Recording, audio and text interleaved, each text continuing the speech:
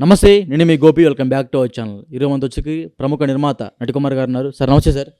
Sir, YCP గవర్నమెంట్లో ఉన్నప్పుడు అక్కడ ఉన్న ప్రతి ఒక్క కాన్స్టిట్యున్సీలో ఉన్న ఒక ఎంఆర్ఓ కానీ ఆర్డీఓ కానీ అదేవిధంగా ఎవరైతే గవర్నమెంట్లో పనిచేసే ప్రతి ఒక్క అధికారి కూడా ఎమ్మెల్యేకి ప్రతి నెల మామూలు ఇస్తూ ఉండేవాళ్ళంట.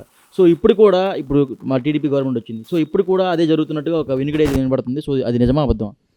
ఓకే, ఇది గతంలో మాత్రం టోటల్గా విద్యుత్ శాఖ నుంచి ఏఈ ఆ ఏరియా ఎమ్మెల్యేకి, అలాగే ఎంఆర్ఓ, అలాగే పంచాయతీ ఈఓ, అలాగే పోలీస్ డిపార్ట్మెంటు నెలకింత మామూలు అనేది ఆటోమేటిక్గా జగన్మోహన్ రెడ్డి గారి గవర్నమెంట్లో అది ఎమ్మెల్యేకి, మంత్రులకి వాళ్ళందరికీ పేమెంట్లు ఇవ్వడం అనేది ఇది కొత్తగా మాకు తెలిసి మేము రాజకీయాల్లో ఉన్నాం. కానీ ఈ ఓన్లీ జగన్మోహన్ రెడ్డి గారి గవర్నమెంట్లోనే పెట్టారు. ఇసుక దందా, ఇసుక ఇంత మామూలని, క్వారీకి ఇంత మామూలని, గ్రైనేట్స్కి ఇంత మామూలని వాళ్ళు లోకల్ ఎమ్మెల్యేలు, ఎంపీలు మొత్తం దోచుకున్నారు.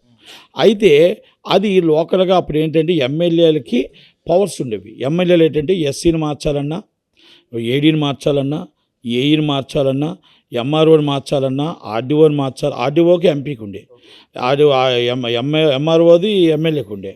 అలాగే పోలీసు ఎస్సీని మార్చాలన్నా, సీఏని మార్చాలన్నా ఎమ్మెల్యేలకు ఉండే. అయితే దాన్ని చాలా ప్రమాదకరం అది.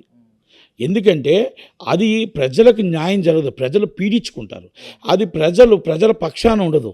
కనుక మనం ల్యాండ్ ఆర్డర్ ఐపీఎస్ చేతిలో ఉండాలి, సివిల్ ఐఏఎస్ చేతిలో ఉండాలి, మొత్తం టోటల్గా సిఎండి గారి చేతిలో విద్యుత్ ఉండాలి, Panchayati Raj secretary, Panchayati principal secretary Panchayati ఉండాలి.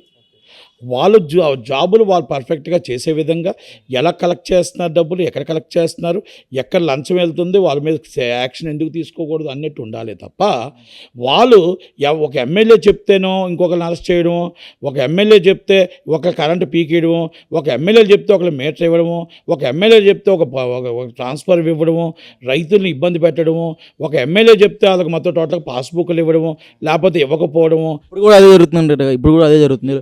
లోకేష్ గారికి కూడా ప్రతి నెల వాటా వెళ్తుందంట, నిజమేనా? తప్పు. పాపం అస్సలు లోకేష్ గారికి ఏ పాపం పొందితే తెలియదు. ఇంకా ఆయన ప్రక్షాళన కూడా దాన్ని చేస్తున్నాడు. కనుక దాన్ని కొంతమంది ఎమ్మెల్యేలు దాని మీద అసంతృప్తి, ఆయన చేస్తున్న పనికి అసంతృప్తి చేస్తున్నారు. ఎందుకంటే మాకు సీఏల్ని కానీ ఎస్సీలని కానీ ఇలాంటి ఇప్పుడు నేను ఏదైతే చెప్పి అందరి ట్రాన్స్ఫర్లో మాకు ఇవ్వండి, హక్కును మాకు ఇమ్మని అడుగుతుంటే దాన్ని ఆయన ఒప్పుకోవట్లేదు. ఎవరు? చంద్రబాబు నాయుడు గారు, లోకేష్ గారు, పవన్ కళ్యాణ్ గారు ఒప్పుకోవట్లేదు.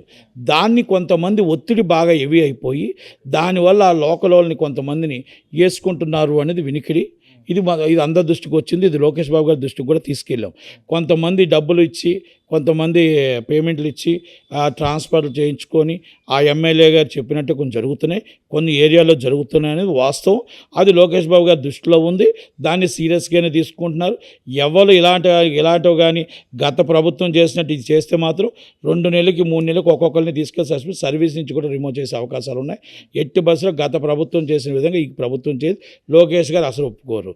కాకపోతే లోకేష్ గారి మీద కొంతమంది ఎమ్మెల్యేలు అసంతృప్తి ఉన్నారు. లోకేష్ గారే సపోర్ట్ చేస్తున్నాను ఇలాంటి వాటికి. ఎట్టి బస్సు సపోర్ట్ చేయరైనా ఇలా ఆయన చేయట్లేదనే కదా. ఆయన ఎట్టి బస్సులో మాకు ఇచ్చేస్తే మేము వేసేసుకుంటాం కదా, మాకు ఇస్తే మేము డబ్బులు దోచుకుంటాం కదా అని కొంతమంది ఎమ్మెల్యేలు ఉన్నారు. ఆ కొంతమంది ఎమ్మెల్యేలకి లోకేష్ గారు నాట్ సపోర్టెడ్. లోకేష్ గారికి ఏం సంబంధం? ఇప్పుడు గవర్నమెంట్లో శాసించేది ఉప ముఖ్యమంత్రి, ముఖ్యమంత్రి, వాళ్ళిద్దరే కానీ అన్ని చూసుకోవాల్సింది. లోకేష్ గారికి ఏం సంబంధం? లోకేష్ గారికి సంబంధం ఉంది, ఉప ముఖ్యమంత్రి గారికి సంబంధం ఉంది, సిఎస్ గారికి సంబంధం ఉంది, చీఫ్ మినిస్టర్ గారికి సంబంధం ఉంది. మిగతా మంత్రులు ఎవరు ఎందుకు మాట్లాడట్లేదు ఈ విషయం మీద? ఏ శాఖ కాశాఖే. విద్యుత్ శాఖ గొట్టిపేట రవికుమార్ గారు మాట్లాడుతున్నారు. విద్యుత్ శాఖలో ఎక్కడెక్కడ ప్రక్షాళన చేయాలో ఆయన ప్రక్షాళన చేస్తున్నాడు. ఇప్పుడు రెవెన్యూ శాఖ మినిస్టర్ మాట్లాడుతున్నాడు. ఎక్కడికక్కడ ఏది కావాలో ఐటీ శాఖ మంత్రి మాట్లాడుతున్నాడు. పంచాయతీరాజ్ శాఖలో పవన్ కళ్యాణ్ గారు మాట్లాడుతున్నారు. టోటల్గా ఓవరాల్గా సీఎం గారు అన్నీ పర్యవేక్షిస్తున్నారు. హోమ్ మినిస్టర్ గారు ఆల్రెడీ అనిత గారు ఆమె పర్యవేక్షిస్తున్నారు. కనుక ఇవన్నీ కొన్ని లోపాలు జరగడం వాస్తవం, ఇది బయటికి రావడం వాస్తవం. దాన్ని పూర్తిగా ప్రక్షాళన చేసి దాని మీద మొత్తం టోటల్గా లోకేష్ గారు ఇది గతంలో జరిగిన మాదిరిగా మనం ఇవ్వకూడదు అనే ఆలోచనలో ఆయన ఉన్నాడు. కాకపోతే కొంతమంది సీఎం గారి దగ్గరికి వెళ్ళి మాకు అన్నీ కూడా మా చేతిలో సీఎల్ లేకపోతే, మా చేతిలో ఎస్సీ లేకపోతే, మా చేతిలో ఏడీ లేకపోతే, మా చేతిలో ఎమ్మెల్యే లేకపోతే అనేది ఆయన కాడికి వెళ్ళడం మాట్లాడడం జరిగింది. దాన్ని కొంచెం సీరియస్గానే తీసుకున్నారు. కనుక ఎమ్మెల్యేలు కానీ మిస్యూజ్ ఎక్కడ జరిగితే మాత్రం ఈసారి మీరు చెప్పినట్టు ఎమ్మెల్యేలకి కొంతమందికి వాలేసుకునే విధంగా ఛాన్స్ ఇవ్వడం జరిగింది. కానీ ఐపీఎస్ చేతిలోనే ఉండాలి పగ్గాలు, ఐఏఎస్ చేతిలోనే పగ్గాలు ఉండాలి, ప్రిన్సిపల్ సెక్రటరీ చేతిలోనే పగ్గాలు ఉండాలి. తప్పు జరిగితే 100% గత ప్రభుత్వం కాదు, ఇది సీరియస్గానే తీసుకుంటారు. ఒక 2-3 నెలలు ఇలాంటివి ఎక్కడైనా తప్పులు జరిగితే లోకేష్ బాబు దృష్టికి కానీ, చంద్రబాబు నాయుడు గారి దృష్టికి కానీ, పవన్ గారు మళ్ళీ మీకు మాట్లాడితే మీకు లోకేష్ బాబు ఎందుకు అంటున్నాం అంటే, చంద్రబాబు నాయుడు గారు బిజీ. ఇది రాష్ట్రానికి ఆయన అమరావతి అభివృద్ధి చేయాలి, పోలవరం పూర్తి చేయాలి, సెంట్రల్ గవర్నమెంట్తో రేపాలు ఉంటాయి.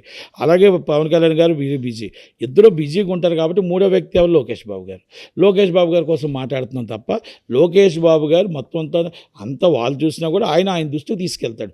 ఇప్పుడు నేను వెళ్ళాలి, నేను చంద్రబాబు నాయుడు గారి దగ్గరికి ఎక్కడ వెళ్తాను, అలాగే నేను పవన్ కళ్యాణ్ గారి దగ్గర ఎక్కడ వెళ్తాను, అలాగే లోకేష్ బాబు గారి దగ్గర కూడా వెళ్ళడానికి టైం దొరకదు.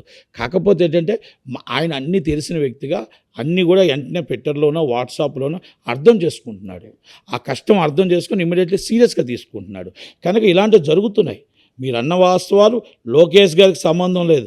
ఇలాంటివన్నీ జరిగి ఇలాంటి అబండాలు వేయడానికి రెడీగానే ఉన్న జనాలు, మీలాంటి వాళ్ళు కూడా రెడీగానే ఉన్నారు. కానీ నేను ఒకటి చెప్తున్నా, ఇలాంటివి ఎక్కడైనా సరే ఇలాంటి పొరపాటుగా ఏమైనా జరిగితే మాత్రం చాలా సీరియస్గా గవర్నమెంట్ ఉంటుంది.